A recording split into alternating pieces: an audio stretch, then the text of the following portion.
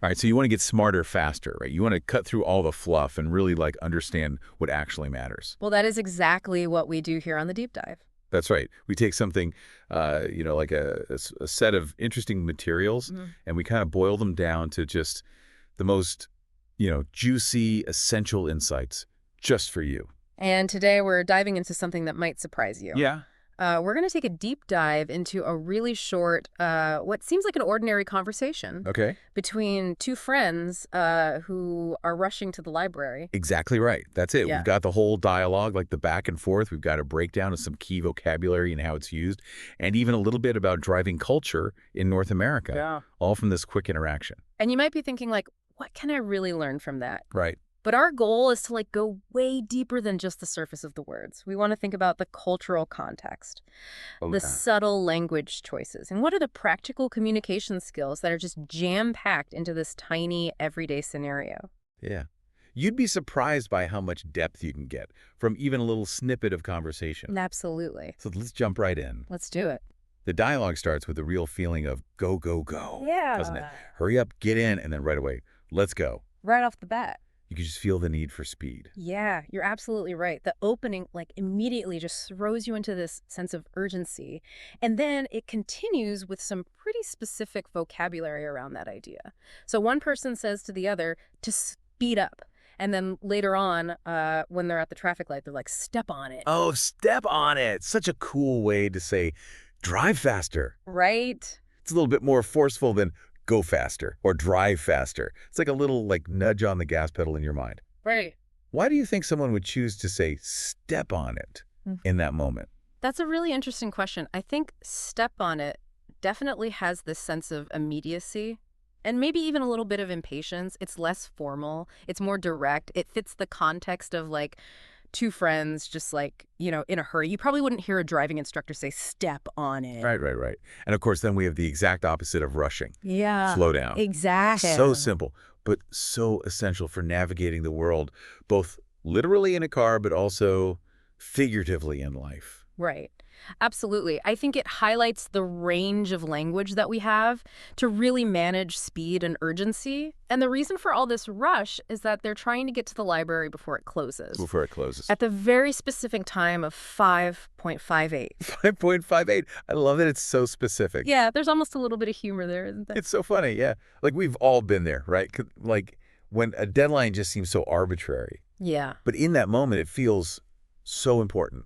It does, and I think that detail just makes the characters feel very real. It's just like this self-imposed pressure, even for something as mundane as a library visit. So they're in the car, the clock is ticking, and now they need to figure out how to get there. How to get there, yeah.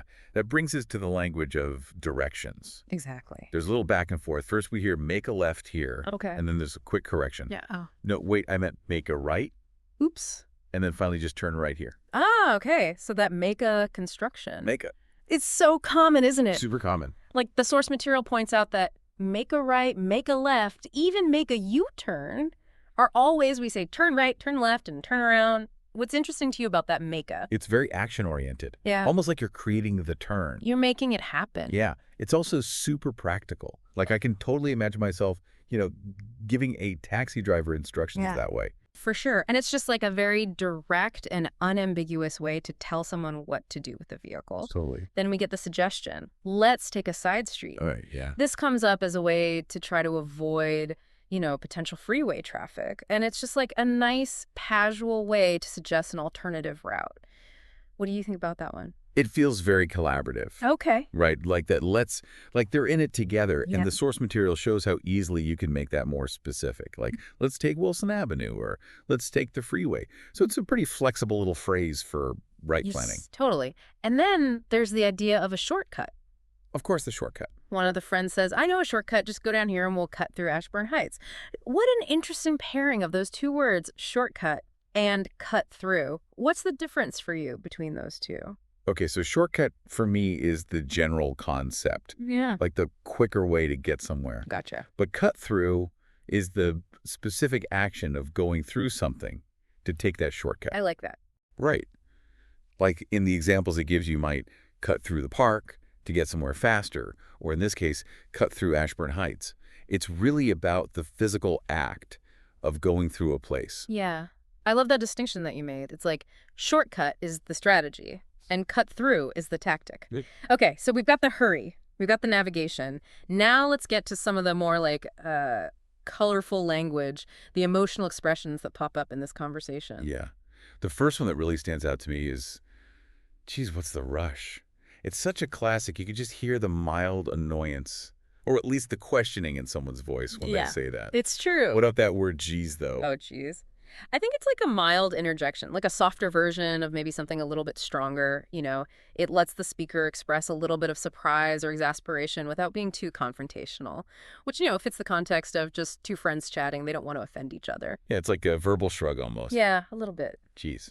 And then we have having a fit. Someone says, geez, having a fit is not going to help here. Yeah, That sounds pretty intense. it does. What does that really mean, having a fit? So having a fit really signifies a strong emotional reaction. Often it's like anger and maybe a little bit of loss of self-control. Mm. The examples are really useful here.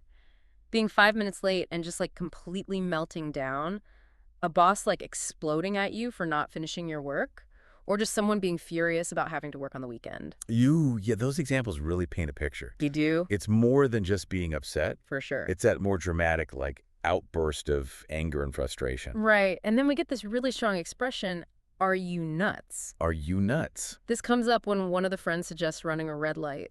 Oh, no. That is not something you say lightly, is it? Absolutely not. No. Are you nuts?